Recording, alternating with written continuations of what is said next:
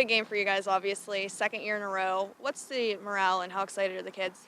Oh, the morale's really good. They're excited. I think, in a way, they expected to be here, but there's so much work that goes into it. There's so many good teams that you play through the regular season and purchase line in the quarters.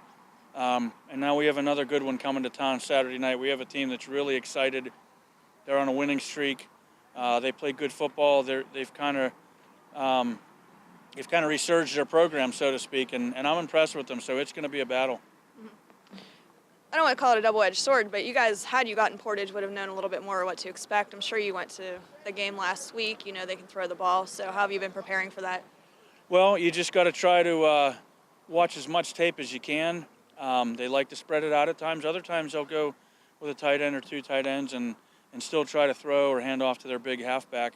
It starts with the quarterback, and he's an impressive kid. He moves well. He throws the ball well. He's very smart. I read some quotes that his coach had said about him in preseason that he's one of the smartest kids that he's been around, and I can see that with the decisions that he makes. But he's got several good athletes around him to throw the ball. And their linemen, while they're not big, they're scrappy kids. It's typical Ferndale. When I was in high school at LV, we played them, and they were always tough, just hard-nosed. They're right there by the city. So we're expecting, obviously we're going to get their best shot, and we're expecting a real good ball game. And these kids have had a lot of big games under their belts now. How important is that going to come Saturday night? I think it's very important. I think we talked a week or two ago about how they appear to be loose. They're confident. They know they have to go out and do the job. Each week presents a different challenge. This is a team that will, maybe spread it out and throw it a little more versus a purchase line that likes to run the ball. We've kind of seen every different type of, offensive, I guess I want to say, philosophy to this point, and you just have to go out and play football. For us, the key, especially defensively, is we've got to get aligned. We have to read keys and play physical football. Mm-hmm. Something I noticed is it seems like you guys are pretty healthy, especially going into the 13th week of the season. Just kind of crazy thinking that you guys haven't had any huge setbacks in that sense. Can I knock on wood? Sure. We'll knock on wood. We have been, yeah. I don't know. Some of that might be luck. Hopefully a lot of it's preparation and off-season conditioning and lifting. I mean, we had some guys that work really hard, but we've been fortunate. Everybody, I'm sure we have bumps and bruises. That's no secret. A lot of our guys, you feel better as you get closer to game night throughout the week, but we're very lucky in that case, and we hope that continues. Mm-hmm. And just being at home and having that home game, you talk a lot about the community and how they've, kind of rallied behind you guys. So how fun will it be to get that last home game in for the year? It's great. Every time I say this, I truly mean it. Our community, our fans, the atmosphere has been tremendous. We go to other places, and sometimes you watch bigger games or playoff games, and there's not a full house.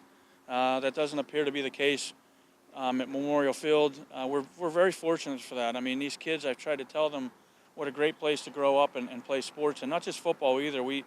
The people here really back what we're doing in our sports and in our community, and it's just tremendous to have that following. Part of what drives me, and I hope drives them, is that we want to do well for those guys. Mm-hmm. And then you don't ever want to look ahead, but seeing that on the horizon, you guys may possibly get that rematch. And do you think that that's driving the kids too a little bit? I don't know. I know I don't look ahead. I truly mean that. It's hard not to think, especially after last year, hey, could there be a chance that we could get back and play Guilfoyle? And that's still a possibility, obviously. I don't know what goes through our kids' heads. I haven't mentioned them.